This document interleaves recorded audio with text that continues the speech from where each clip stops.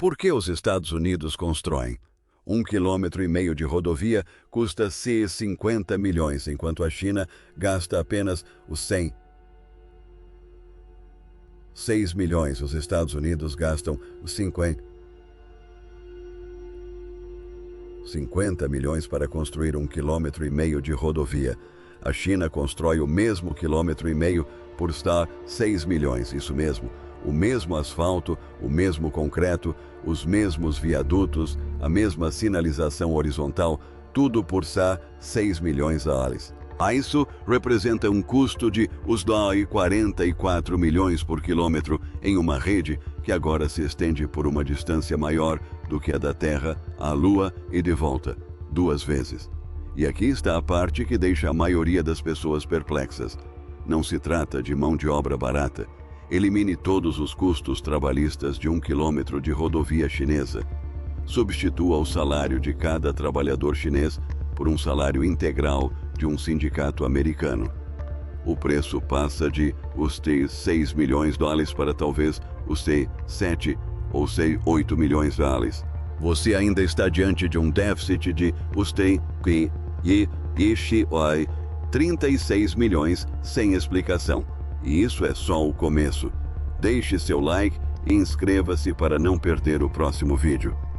Ao final deste vídeo, você entenderá exatamente por que os Estados Unidos não conseguem construir uma estrada para o mesmo tipo de projeto que a China constrói. É porque isso muda a forma como você vê tudo, desde a política comercial até o futuro das cidades americanas. Essa discrepância não é acidental, não é corrupção. É o resultado físico de 4 decisões sistêmicas tomadas décadas atrás, que quase ninguém no debate ocidental sobre infraestrutura examina diretamente. Antes de detalhar os custos, é preciso entender o ponto de partida, pois em 1988, a China não possuía uma rede rodoviária modesta, não havia nenhum quilômetro de via expressa, e é aí que esta história começa. O país que começou do zero. Imagine um mapa da China em 1988. Você está vendo um país com 1 bilhão de pessoas, aproximadamente 4 vezes a população dos Estados Unidos na época, concentradas em uma área de tamanho semelhante. Agora imagine esse mapa sem nenhuma rodovia expressa, nem uma rede parcial, nem uma obra em andamento, um mapa em branco, 0 quilômetros, nada. Naquele mesmo instante, os Estados Unidos já haviam concluído mais de 74 mil quilômetros de rodovias interestaduais, uma rede grande o suficiente para dar quase 2 voltas ao redor da Terra, conectando todas as principais cidades, todos os principais portos e todos os polos industriais do continente. Uma das maiores conquistas em infraestrutura da história da humanidade. A China tinha um problema completamente diferente. 73% de sua força de trabalho, aproximadamente 400 milhões de pessoas, mais do que toda a população dos Estados Unidos hoje, estava confinada ao interior rural agrícola.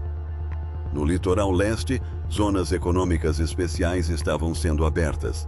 Polos industriais estavam se formando em Shenzhen, em Guangzhou, em Xangai. A economia costeira estava despertando, mas não conseguia respirar. Os trabalhadores necessários estavam a centenas de quilômetros de distância, em estradas que se transformavam em lamaçal com a chuva. Eis o detalhe que coloca tudo em perspectiva. O governo chinês anunciou uma rede nacional de rodovias expressas com 85 mil quilômetros, 53 mil milhas, o equivalente a dar 2 voltas ao redor da Terra, atravessando alguns dos terrenos geologicamente mais hostis do planeta. Cadeias montanhosas, deltas de rios, zonas sísmicas ativas. Para um país que nunca construiu um único quilômetro de rodovia expressa, a analogia que se encaixa aqui não é complicada. Imagine que você nunca assou um pão na vida, sem forno, sem tigela, sem receita. É que você acabou de dizer à sua família que estará administrando uma padaria comercial dentro de 10 anos. Essa era a situação da China. Sem atrasos, sem falta de recursos, partindo de uma lista de ingredientes praticamente vazia. O que aconteceu em seguida não foi um milagre de mão de obra barata. Foi uma decisão sobre conhecimento, especificamente sobre quem ficaria com ele após o término do projeto. E essa decisão é a razão pela qual todo o resto desta história foi possível. O primeiro capítulo da disparidade de custos não foi escrito em uma planilha orçamentária. Foi escrito em uma cláusula contratual do início da década de 1990 que quase ninguém se lembra. E isso mudou permanentemente o que a China estava prestes a construir. Como a China manteve o projeto? Quando a China decidiu construir sua primeira rodovia expressa, contratou pessoas que já sabiam como fazê-lo. Empresas de engenharia europeias e japonesas chegaram com seus manuais de projeto, seus equipamentos de topografia e seus supervisores. O primeiro projeto tinha 18 km, cerca de 11 milhas. Os cálculos foram encaminhados diretamente para os institutos de projeto estatais assim que chegaram ao local. As empresas estrangeiras receberam seus honorários, voltaram para casa, e a China ficou com tudo o que elas trouxeram consigo. Isso não é espionagem industrial, é uma estratégia de aquisição. Um dos mecanismos de transferência de tecnologia mais eficazes já executados em escala nacional. Eis o que a maioria das pessoas entende errado sobre essa parte da história. A maior parte das análises do programa de infraestrutura da China se concentra na escala. Os quilômetros, as pontes, os túneis. O que quase não recebe atenção é a rapidez com que a China deixou de precisar da ajuda de terceiros. O primeiro projeto utilizou conhecimento especializado estrangeiro em praticamente todas as etapas. Em 1996, 8 anos depois, empresas estatais chinesas já projetavam, construíam e elaboravam rodovias expressas sem um único consultor estrangeiro.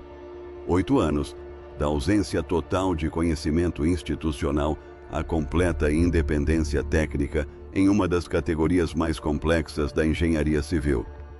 Cada consultor estrangeiro tem uma taxa de cobrança, um custo de mobilização, uma margem de lucro e uma exposição cambial.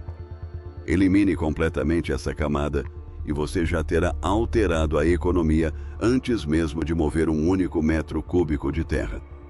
Mas a história da transferência de conhecimento é apenas o contexto. A verdadeira revolução de custos não aconteceu em terreno plano em Xangai. Aconteceu quando a rede ficou completamente sem terreno plano. Quando o programa de rodovias expressas avançou para o oeste, em terrenos que desafiavam os cronogramas de construção convencionais, e a China foi forçada a inventar algo que nunca havia existido antes. Essa invenção está instalada em um vale montanhoso na província de Guizhou neste exato momento. Ela pesa 900 toneladas e constrói pontes da mesma forma que uma fábrica constrói carros. A linha de montagem, que substituiu o canteiro de obras, fica no fundo de um vale montanhoso na província de Guizhou no início dos anos 2000. E olha para cima. As paredes se elevam a centenas de metros de cada lado. O rio lá embaixo é caudaloso e frio.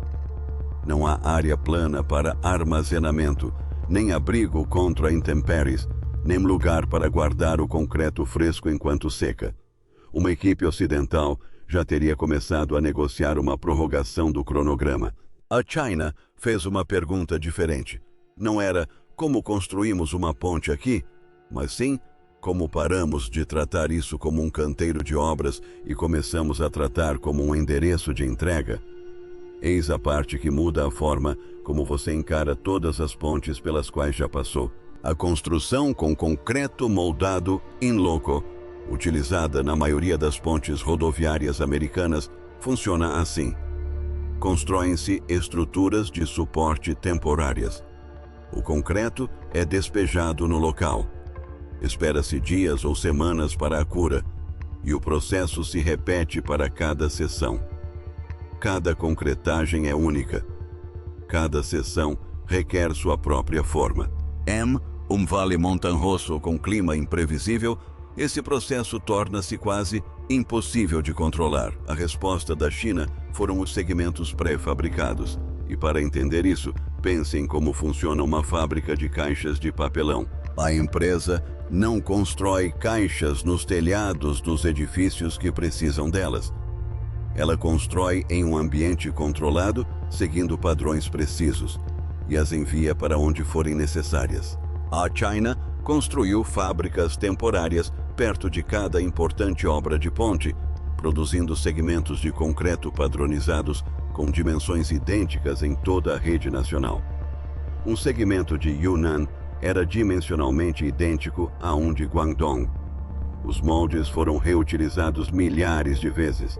A produção era industrial, não artesanal, mas fabricar o segmento resolve apenas metade do problema.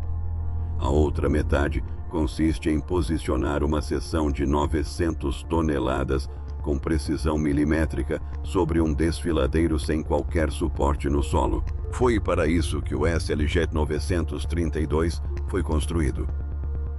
Com 91 m de comprimento, quase o tamanho de um campo de futebol americano, ele se estende sobre seções de pontes já concluídas, avança sobre trilhos, pega um segmento pré-moldado que pesa o equivalente a 9 caminhões de cimento totalmente carregados e o coloca em sua posição exata. Equipe de 15 técnicos. O que antes exigiria centenas de trabalhadores e semanas de andaimes torna-se uma operação repetível, independente das condições climáticas, medida em horas. Veja o impacto disso nos custos. Cada dia adicional em um canteiro de obras representa um dia a mais de aluguel de equipamentos, custo de mão de obra, despesas gerais do canteiro e exposição ao seguro. Ao comprimir o cronograma, você comprime todos esses itens simultaneamente. A SLJ 932 não é apenas uma conquista da engenharia, é uma máquina de compressão de custos que por acaso constrói pontes. A lógica de linha de montagem se estende por toda a perfuração de túneis, preparação da base da estrada e instalação de drenagem. Padronizar, prefabricar, implantar maquinário específico, transformar cada canteiro de obras na última parada de uma linha de produção que começou em outro lugar. Isso explica a velocidade de construção, mas a velocidade por si só não resolve um déficit de 44 milhões por quilômetro. Para isso, é preciso voltar ao primeiro momento de um projeto, antes mesmo de um único engenheiro pisar no terreno, a questão de quem é o dono do terreno que a estrada precisa atravessar. Porque a resposta a essa pergunta vale mais dinheiro do que qualquer eficiência de construção que você possa imaginar. Ninguém precisou comprar o terreno. Antes mesmo de um projeto de rodovia nos Estados Unidos começar a ser construído, os advogados já estão trabalhando, porque nos Estados Unidos, o terreno que a rodovia precisa atravessar pertence a alguém. E a Quinta Emenda afirma que o governo deve pagar o valor justo de mercado por cada parcela individual, e não um desconto negociado. O valor justo de mercado é determinado por avaliação independente, sujeita a contestações judiciais em um processo que pode levar anos. Em áreas rurais, a aquisição de terras custa em média $3 milhões por milha. Em zonas suburbanas, onde a maior parte das novas rodovias americanas são construídas, a média é de 12 milhões. Em áreas urbanas movimentadas, o custo é de 30 milhões por milha. 30 milhões de dólares antes mesmo de um único operário da construção civil ter pisado no solo. Eis a dura realidade. Isso não é uma falha do sistema americano. É o sistema americano fazendo exatamente o que foi projetado para fazer. A Quinta Emenda existe porque a alternativa é um governo que toma sua propriedade pelo valor que ele decidir lhe pagar. A proteção é real, o custo é real, são a mesma coisa. Na China, a premissa legal é estruturalmente diferente. Toda a terra é propriedade estatal. Os indivíduos detêm direitos de uso, não a propriedade. Quando um corredor rodoviário é designado, o Estado não está comprando de proprietários privados. Está realocando direitos que já controla. O custo médio do terreno por quilômetro de rodovia na China é de aproximadamente 400 mil. Em comparação com os 12 milhões de dólares gastos em corredores suburbanos americanos, há uma diferença de 11 milhões e meio de dólares por milha, antes mesmo da primeira estaca de demarcação ser cravada no solo. 11 milhões e meio por milha ao longo de 53 mil milhas de rede. O cálculo resulta em um número maior que o PIB anual de muitos países, extraído puramente da estrutura legal da propriedade da terra. A maioria das pessoas que debatem os custos de infraestrutura nunca chega a esse valor. Elas falam sobre mão de obra, contratos sindicais, custos de materiais. Nada disso se compara à diferença no custo da aquisição de terras em termos absolutos. Agora, eis o que torna isso mais significativo do que parece à primeira vista. O custo da terra é o item individual mais caro, mas não é o único. Mesmo depois de garantir a terra, um projeto de rodovia nos Estados Unidos enfrenta um processo regulatório tão fragmentado e dispendioso que acrescenta quase 9 milhões de dólares por milha antes mesmo da chegada do primeiro caminhão de concreto. E entender como esse processo funciona e por que a China o substituiu por um único documento é a próxima peça do quebra-cabeça. O labirinto das aprovações versus o decreto do corredor. Imagine que você queira adicionar um cômodo à sua casa. Você precisa de uma licença da prefeitura, aprovação das concessionárias de serviços públicos e o aval de um engenheiro civil. Perto de uma área alagada, uma licença ambiental federal. Em um distrito histórico, aprovação do Conselho de Preservação. Cada uma tem seu próprio cronograma, sua própria taxa, seu próprio prazo para recurso. Perder uma delas significa que todo o processo é interrompido. Agora imagine isso em uma extensão de 160 quilômetros de rodovia interestadual, atravessando 3 condados, 2 bacias hidrográficas, um corredor ecológico protegido e uma cidade com sua própria comissão de zoneamento. Uma nova rodovia interestadual americana. Passa por uma média de 47 processos de aprovação distintos entre federais, estaduais e locais. 47 agências. 47 oportunidades para contestações processuais que possam paralisar o projeto. Só o estudo de impacto ambiental leva, em média, 4 anos e meio desde o início até a aprovação. 4 anos e meio antes de uma pá tocar o solo. O custo combinado de conformidade regulatória em uma milha típica de rodovia americana é de 9 milhões reais. Não é custo de construção, é custo de processo. Eis o que torna isso crucial para entendermos. Esses 9 milhões de dólares não são desperdício em um sentido simples. A maioria desses processos de aprovação existe porque danos reais foram causados quando eles não ocorreram. Rodovias foram construídas atravessando comunidades sem avaliação ambiental. Pântanos foram drenados sem consequências. Bairros foram demolidos sem que ninguém pudesse recorrer. A estrutura regulatória é uma cicatriz resultante de decisões que deram muito errado. Você pode discordar de onde a linha foi traçada agora, mas essa linha foi traçada em resposta a algo real. A abordagem da China em 2004 foi arquitetonicamente diferente. O plano da Rede Nacional de Rodovias Expressas emitiu autorizações em nível de corredor, abrangendo milhares de quilômetros simultaneamente. Os governos provinciais receberam autoridade para alinhamento. Os institutos de design locais receberam especificações padronizadas. A cadeia de aprovação foi reduzida de 47 processos para uma estrutura coordenada. O custo regulatório por quilômetro de rodovia na China é de aproximadamente o 180 mil contra os $9 milhões nos Estados Unidos. Uma diferença de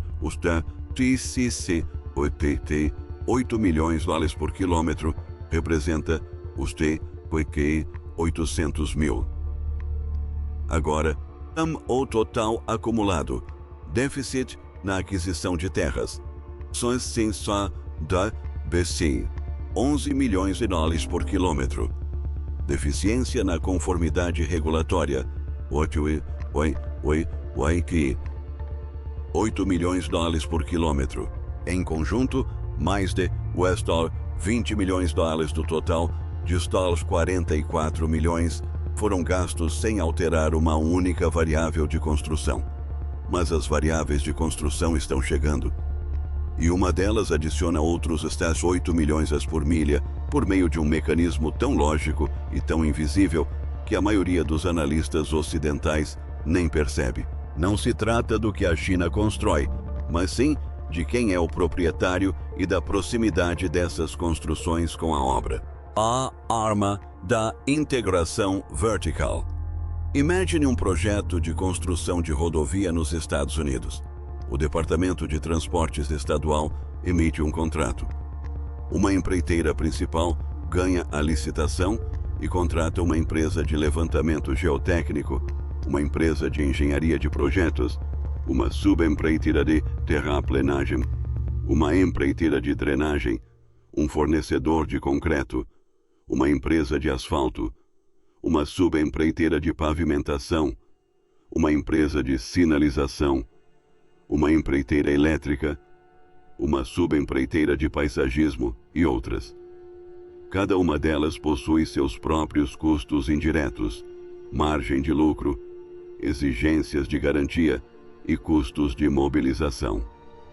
Empilhe essas camadas e os economistas da construção civil calculam uma carga de custos indiretos combinada de aproximadamente 22 centavos para cada dólar de custo direto de construção. Antes mesmo de se despejar um metro cúbico de concreto, 22% do orçamento já foram destinados à estrutura organizacional. Agora, aqui está um detalhe que a maioria das pessoas nunca considera. Os principais grupos de construção estatais da China não terceirizam o fornecimento de cimento. Eles são donos da fábrica de cimento. Não contratam um fornecedor de vergalhões separado. São donos da siderúrgica. Não terceirizam a produção de asfalto. São donos dos equipamentos de dosagem e eles mesmos os transportam.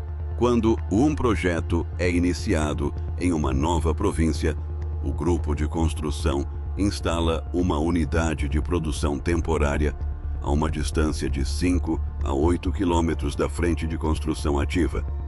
As matérias-primas percorrem quilômetros, não centenas de quilômetros. Uma organização, um orçamento, uma cadeia de decisões.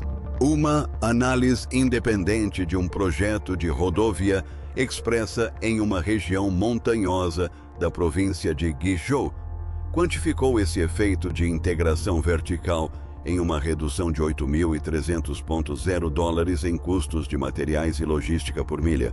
Não por construir de forma diferente, mas sim por possuir os insumos e eliminar a distância entre a produção e a distribuição. Pense nesses 3 números. Lacuna na aquisição de terras, $11,5 milhões por milha. Lacuna na conformidade regulatória, $8 milhões por milha. Vantagem da integração vertical, $8 milhões por milha. No total, $28.600. De uma diferença de $44 milhões, 3 decisões estruturais sobre legislação fundiária, arquitetura de governança e propriedade corporativa respondem por quase 2/3 de toda a diferença de custo. sem afetar uma única taxa de mão de obra. A diferença restante provém de dois outros fatores. Uma delas é a lógica da linha de montagem, que você já entende. A outra é algo tão arraigado nas normas chinesas de engenharia rodoviária que a maioria dos analistas ocidentais jamais encontra. Não aparece na discriminação dos custos de construção. Aparece no documento do projeto em um único número. E quando você entende o que esse número significa, toda a história se encaixa, porque não foi uma decisão para cortar custos. Foi uma decisão estratégica. E revela para que a rede rodoviária foi realmente construída, uma estrada construída para ter vida útil curta. Existe um número oculto na norma chinesa de engenharia rodoviária que quase nenhum relatório de infraestrutura ocidental menciona. Não porque seja confidencial, mas sim porque não aparece na discriminação dos custos de construção. E a maioria dos analistas nunca vai além da discriminação dos custos de construção. Essa informação consta na especificação do projeto, na seção sobre vida útil estrutural, e o número é 20. As rodovias expressas chinesas são projetadas para uma vida útil de 20 anos antes de uma grande reforma estrutural. As rodovias interestaduais americanas são projetadas para 40 anos. Isso mesmo, metade do tempo. Agora, antes de chegar à conclusão óbvia de que a China está economizando em tudo, reflita: o raciocínio não é negligência. Não se trata de uma solução para economizar dinheiro. É uma das decisões mais cuidadosamente planejadas da história da infraestrutura moderna. E, ao entender a lógica, você percebe que na verdade nunca teve a ver com a estrada em si. Mas, como isso se aplica na prática? Uma estrada com 40 anos de vida útil requer camadas de base mais espessas, ou seja, camadas compactadas de cascalho e agregado sob a superfície visível. Tratamento de subsolo mais denso. Reforço mais robusto do tabuleiro da ponte. Cada diferença se reflete nos cálculos de volume de material para todo o projeto. A estimativa de engenharia para a economia de material de uma especificação para 20 anos em comparação com uma para 40 anos, segundo Sahin, é de 6 a 9 milhões de dólares por milha. Isso elimina a última parcela da diferença de custo. Projetar a vida, não o trabalho. Mas eis o que torna isso a parte mais importante de toda a história. A China não escolheu 20 anos porque não podia arcar com 40. A China escolheu 20 anos porque 40 era a resposta errada para a questão que realmente estava tentando resolver. Pense em uma ponte temporária. Às vezes, os engenheiros constroem uma ponte temporária para transportar trabalhadores através de um rio, enquanto constroem a estrutura permanente. Ninguém considera a ponte temporária inferior. Ela é exatamente a estrutura adequada para o seu propósito, construída para o período necessário, sem excessos de engenharia além do necessário. A China aplicou essa mesma lógica a toda uma rede rodoviária nacional. Eis o propósito real da construção da rodovia. Em 1990, 73% da força de trabalho da China era rural.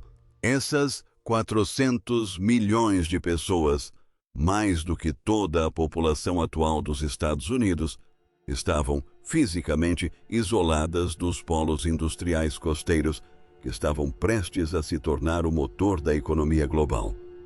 A principal função da malha rodoviária não era o transporte de cargas, era a reestruturação do mercado de trabalho. Tornar 600 milhões de pessoas aptas a deslocar-se diariamente para os polos industriais e cidades portuárias com rapidez suficiente para industrializar o país mais populoso da história da humanidade em uma única geração. Em 2015, a participação da força de trabalho rural havia caído de 73% para 28%. Essa transição, a maior mudança no mercado de trabalho da história registrada, aconteceu em 25 anos. A rodovia era o mecanismo, não o destino. O mecanismo. E o prazo de 20 anos de duração do projeto fazia todo o sentido dentro dessa lógica. Quando essas vias expressas se aproximassem do fim de sua vida útil, o tráfego de caminhões industriais pesados já teria atingido seu pico. Os trens de alta velocidade estavam absorvendo as viagens de passageiros de longa distância. O transporte ferroviário de contêineres estava absorvendo cargas a granel.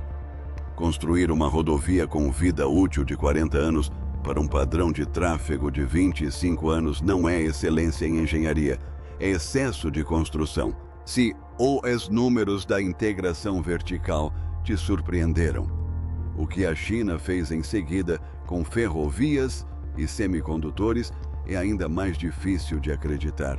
Inscreva-se para não perder nada. Agora, AIs, o que a maioria das pessoas entende errado sobre o veredicto. A conclusão não é que a China constrói melhor. Não é que os Estados Unidos constroem pior. É que cada sistema produz exatamente a infraestrutura para a qual sua estrutura governamental foi projetada, exatamente ao custo que essa estrutura gera. O sistema americano foi construído para proteger as comunidades da imposição de infraestrutura sem consentimento. A Quinta Emenda protege suas terras. A avaliação ambiental protege sua bacia hidrográfica. Os 47 processos de aprovação protegem o direito do seu bairro de ser ouvido. E o preço dessa proteção aparece exatamente onde você esperaria. 50. Os 50 dá por milha, a cada milha, como consequência direta do que o sistema foi criado para valorizar. O sistema chinês foi construído para executar resultados já decididos. Realocação de terras sem transferência de títulos. Autorização de corredores em escala nacional. Cadeias de suprimentos verticalmente integradas. Um ciclo de vida projetado e calibrado para uma janela econômica específica. $6 milhões por milha, cada milha, como função direta do valor para o qual esse sistema foi projetado. A diferença de Stout 44 não é uma falha de engenharia, é uma falha de governança. O preço por milha de duas respostas completamente diferentes para a mesma pergunta. A quem serve a infraestrutura e quem decide? Se isso mudou sua perspectiva sobre o custo real da proteção das pessoas que vivem ao longo de uma estrada, clique em gostei e inscreva-se para não perder os próximos vídeos. Agora quero saber sua opinião nos comentários. Você acha que o processo de aprovação nos Estados Unidos protege as comunidades como deveria, ou se tornou um sistema que torna a construção de qualquer coisa praticamente impossível? Deixe sua resposta abaixo, porque tenho a impressão de que essa pergunta vai dividir opiniões.